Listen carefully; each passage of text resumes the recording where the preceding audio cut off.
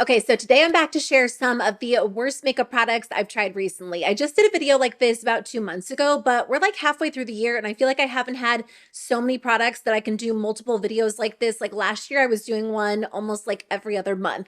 But honestly, the majority of the launches that I've tried in 2024 have been really good. Inevitably, as I test out new makeup and new beauty launches, there are going to be products that don't work for me. And sometimes it's not that the product is a poor quality product, it just doesn't work for me based on my skin type, my preferences.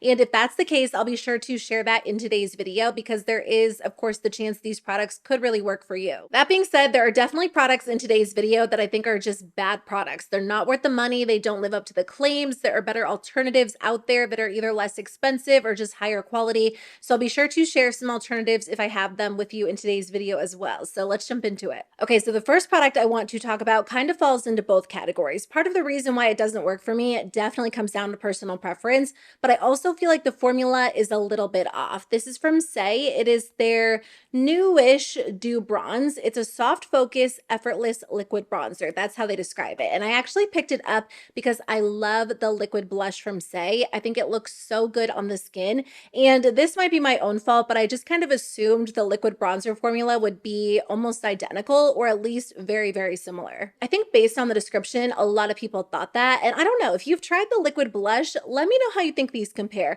I find the formulas to be very different. Even as you just like pull the applicator out of the bottle, the way the product sits on the applicator looks different than the way the blush does. This almost has like a whipped airy texture to it. So I thought it was going to be a little bit of a thicker formula as I applied it to the skin. And I will say it does blend out very easily. I feel like as I apply it to the skin, it doesn't look streaky, at least initially. If you try to build this up, it can tend to look a little bit muddy. It's not really a product that I think is meant to be built up, but because it is such a sheer formula, I feel like you probably have to go maybe a shade or two darker than you initially thought you would.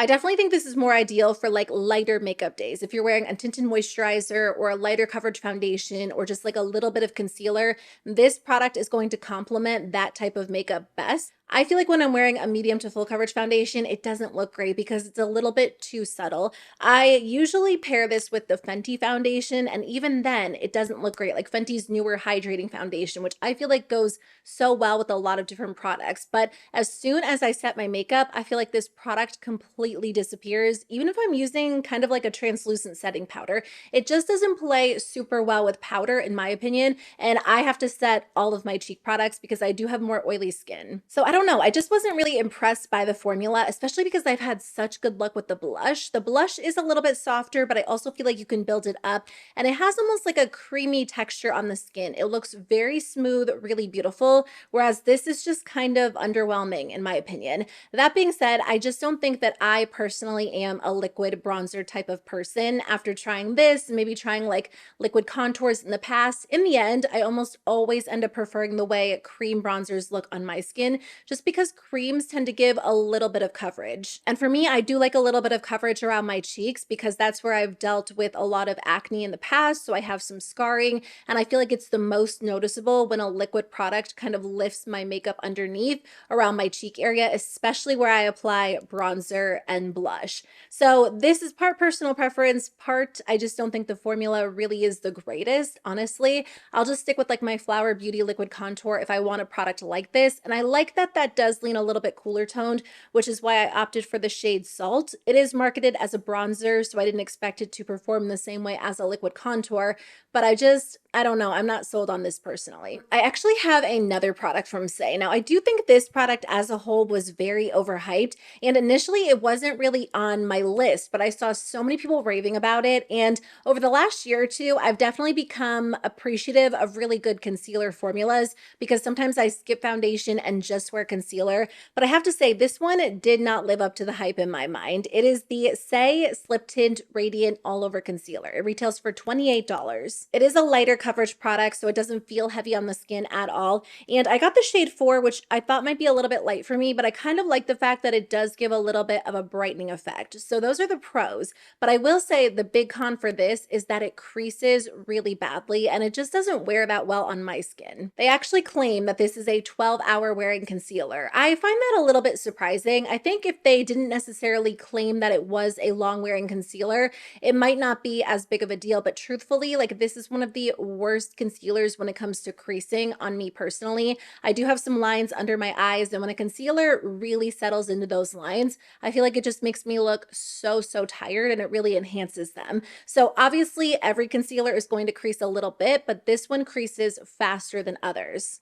Now, if you're looking for an alternative, I have two concealers. The textures are a little bit different, but I think they have very similar claims. They're both really great hydrating formulas, and I've talked about them a lot on my channel before. If you're looking for one from Sephora, I really do love the Tower 28 concealer. This is very thin, but it has really good coverage. It's definitely better coverage than Saie, but you can sheer it out if you want something a little bit lighter. It feels really hydrating on the skin, and it will crease if you don't set it, but if you set this into place, it doesn't move throughout the day. Like I've worn this on 90-degree days and it stays in place really well while still feeling hydrating on the skin. If you want an affordable alternative, one of my favorites of all time is the Catrice True Skin. I have repurchased this so many times. I think this one actually has a little bit more coverage than Saie and Tower 28. So if light coverage is what you're looking for, this might not be the most ideal, but again, very hydrating, super long wearing, blends out in seconds. It truly looks flawless on the skin. And once you set this into place, it is not moving all day long. Okay, let's talk about the new Patrick Ta highlighter duo. I was actually so excited when I saw these. I'm a big Patrick Ta fan,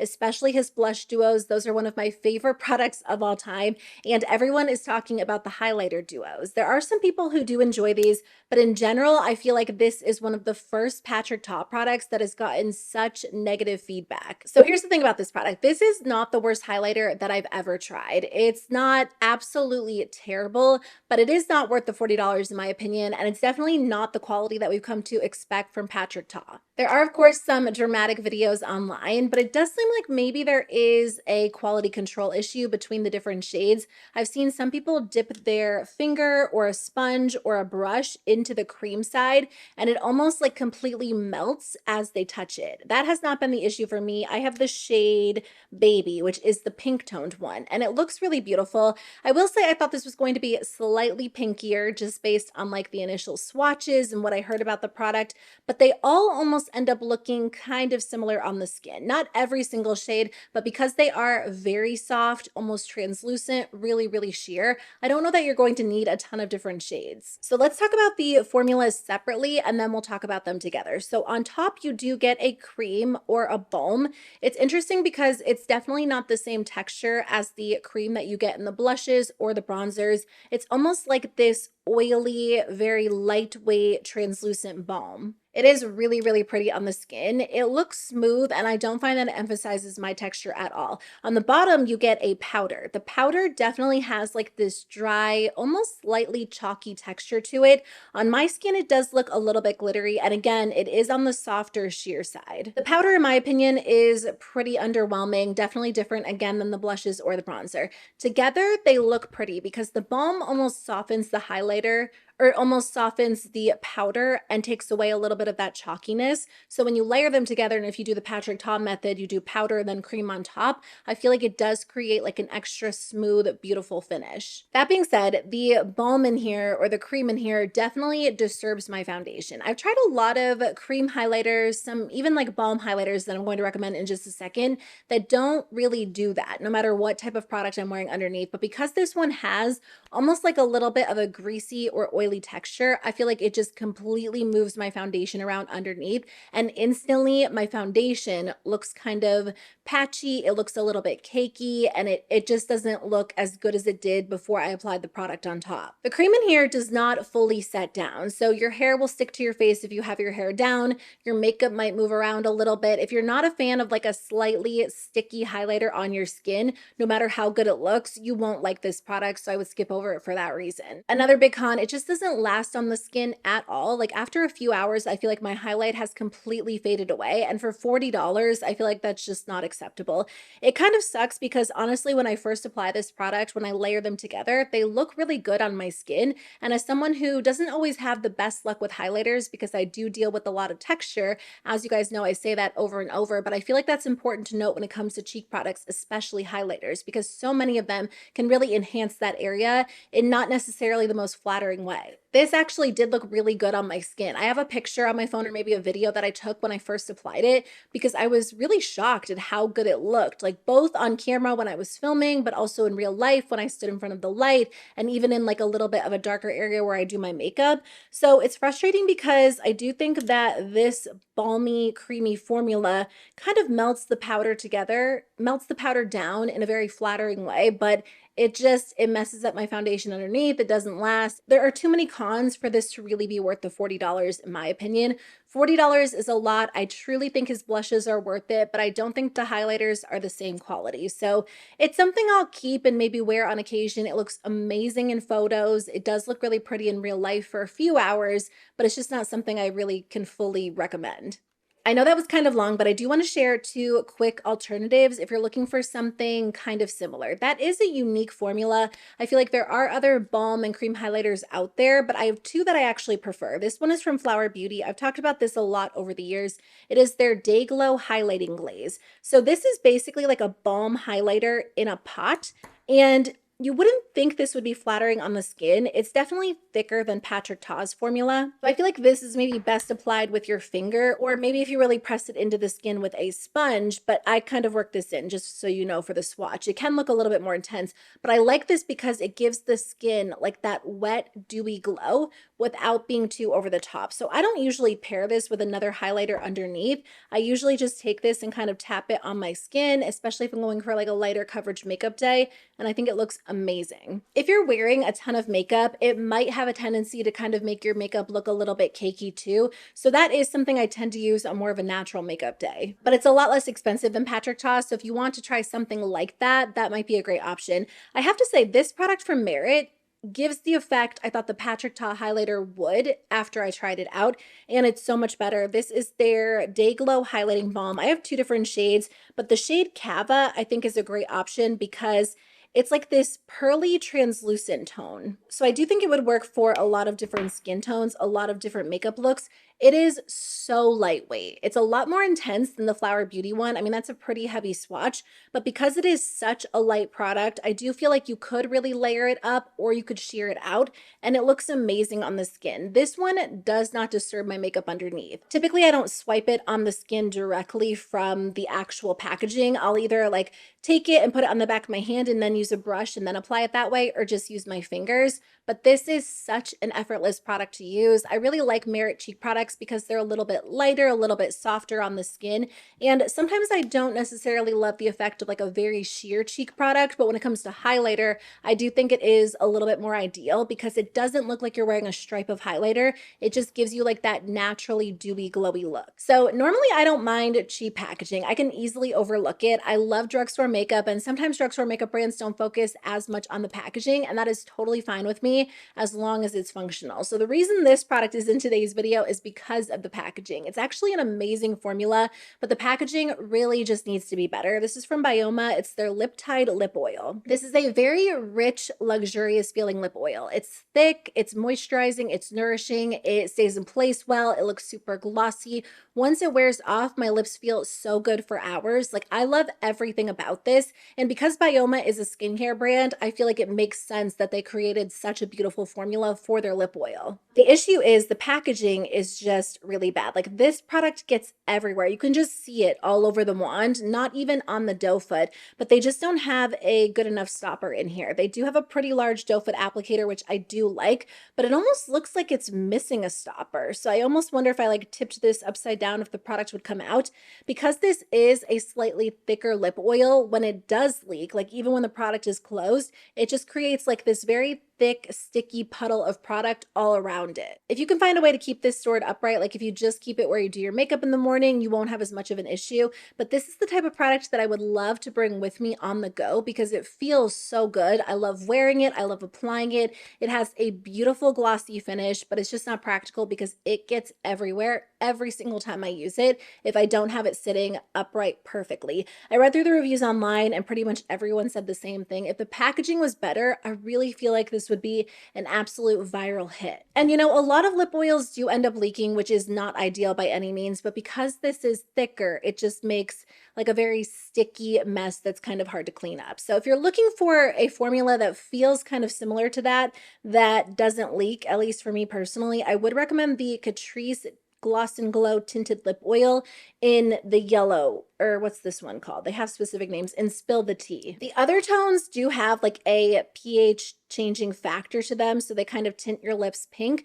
The yellow one does not do that. This is a little bit of a thicker formula, almost a little bit sticky feeling like Byoma, but this one has not leaked on me, and I've had this one for months and months. I also really like the Essence Hydra Kiss Lip Oil. This one is just in the shade Kiss from a Rose, so it ends up looking clear on the lips. This one has a little bit of like a floral vanilla scent. I know a lot of people don't necessarily love. I don't think the Catrice one is scented at all, so if scents do bother you, I would actually, the Catrice one maybe smells just like slightly fruity, but it's very, very subtle. So when it comes down to it, like these feel very similar on the lips, all three of these formulas. The Byoma one has a very fruity scent, the Catrice one has a slightly fruity scent, and the Essence one has like a vanilla floral scent to it. So just something to keep in mind. They all feel very, very similar though.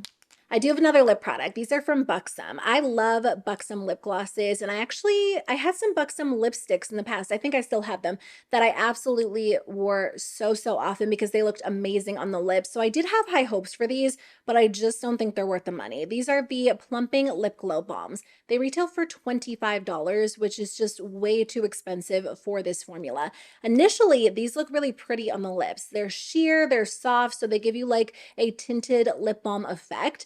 Kind of like, you know, just an easy summer lip color. They do have like a slight tingle to them, but I don't find that they actually plump up the lips like they claim. I feel like Buxom is really relying on the success of their plumping lip balms or their plumping lip glosses to kind of create lip products in different categories that have like a very similar feel, but these definitely don't give my lips like that full smooth effect that their lip glosses do. Even though these look really good initially, they do not last. Like I feel like these literally wear off in minutes. I will apply this product and I'm like, oh, it looks good, it looks pretty, but then I will, you know, run upstairs, maybe grab like a few things as we're heading out to the car, get in the car, look in the mirror, and the product is completely gone. Like the color has faded, the glossy layer is gone, and they don't feel moisturizing any longer. So then I'll reapply it, but the same thing will happen a few minutes later. So I really just don't think these products are worth the money. Even if these were $5 lip balms, I wouldn't recommend buying them. So I would say skip over them, save your money. If you're looking for something kind of similar,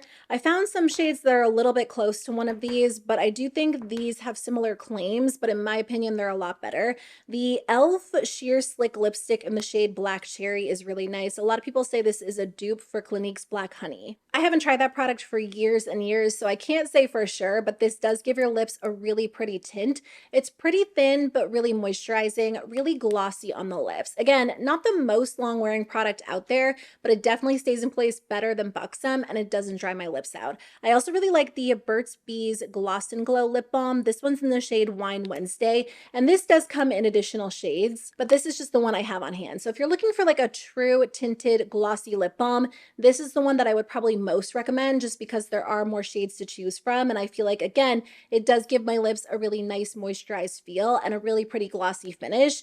And it's affordable. So go with one of these, save your money, skip over Buxom. I guess I've had some bad luck with lip products lately. Listen, everyone is doing a click up gloss stick these days. Like I feel like every single brand has their version of the Tarte Maracuja Juicy Lips. Drugstore or high end, just this year alone. Like NYX came out with some, e.l.f. came out with some, ColourPop. Last year, Flower Beauty did them. There are so many options out there. I would just recommend completely skipping over the Catrice Melt and Shine Juicy Lip Balms. I love Catrice. I rave about so many of their products. They are an amazing, affordable brand, but I don't know what happened with this launch. This formula is not quite as thick or as glossy as a lot of other formulas out there. It's a little bit softer on the lips, kind of balmy, maybe somewhat similar to the Flower Beauty Plump Up Gloss Sticks, just not as shiny. I feel like the Flower Beauty formula is like a true glossy balm rather than like a glossy lipstick. I only tried two, but they were different. I don't think the formula is consistent. The lighter one definitely has like a very waxy, almost plasticky feel on the lips with like no color payoff at all. And the other one has a little bit more color payoff, but it fades pretty quickly because these just aren't very glossy at all. I also feel like there's a packaging issue. Like sometimes when you're clicking it, the clicker gets stuck, which is just kind of, it's not the end of the world, but I feel like eventually maybe it will stop working and the product won't actually click up any longer. And on top of the fact that these feel a little bit waxy on the lips, they almost have like a waxy taste to them. They don't taste good at all. Honestly, just do yourself a favor and pick up like literally any other click up glossy stick from the drugstore. I feel like every brand does it better than Catrice. Like I said, the Flower Beauty ones are really close. They have like a very balmy feel, so they're a little bit thinner, but still really glossy on the lips and a little bit more color than Catrice. My favorite is from ColourPop. The So Juicy Plumping Gloss Balms are amazing. They are so glossy, incredibly shiny, very moisturizing, and they're all, you know, somewhat around the same price point. e.l.f. and NYX have a little bit more pigment if you're looking for almost like a little bit more of a lipstick feel. I'm actually wearing one of the e.l.f. ones today. I forget the exact shade. I'll put it in the description box below. I ended up applying a little bit of the tinted lip oil on top because I've been sitting here talking for a while, but again, I wouldn't recommend wasting your money on these. I don't think they're worth it.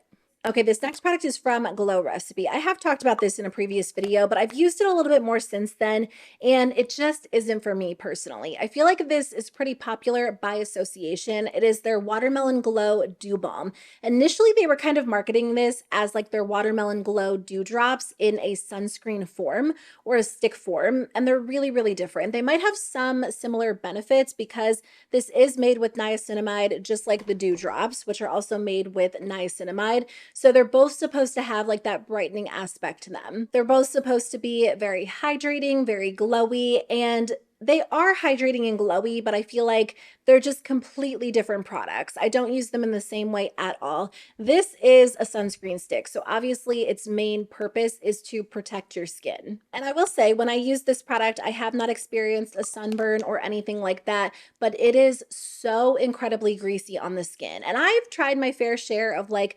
glowy or luminous sunscreens out there, and I do like so many of them, even as someone who has oily skin, but this isn't just like a little bit glowy, it is a full-on greasy. It's hard to capture it like as I just swatch it on the back of my hand, but when I apply this to my skin, it looks like my skin is literally just covered in like Vaseline or grease. It doesn't look good at all. It doesn't give me like a natural glow, a luminous finish. It's not even like full-on glowy like the e.l.f. sunscreen. I don't know if they put something out on social media saying that you could apply this on top of your makeup, but I've seen a ton of videos on TikTok where people have tried to apply this on top of their makeup throughout the day, and that just isn't really a possibility in my opinion with pretty much any sunscreen stick, but especially this one because it is so incredibly oily. It's going to break down your foundation immediately, whether you apply it on top or underneath. Like if I'm wearing foundation on top of this product, it still breaks down my foundation really quickly. If you have really dry skin, there is a chance you could like this product because maybe you'll love the fact that it leaves your skin looking incredibly glowy.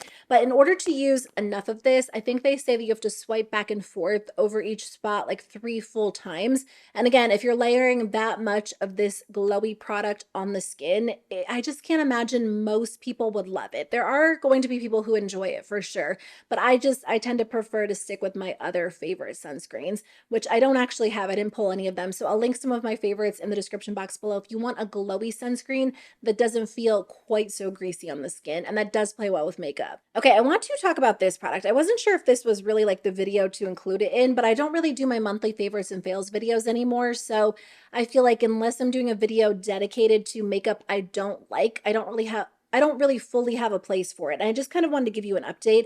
It's the Glow Recipe Watermelon Glow Niacinamide Hue Drops. So let me start off by saying I like this product, and there are days where I will use it. I used it today before I did my makeup, and I think it looks nice on the skin, but I don't like it as much as I did when I first tried it.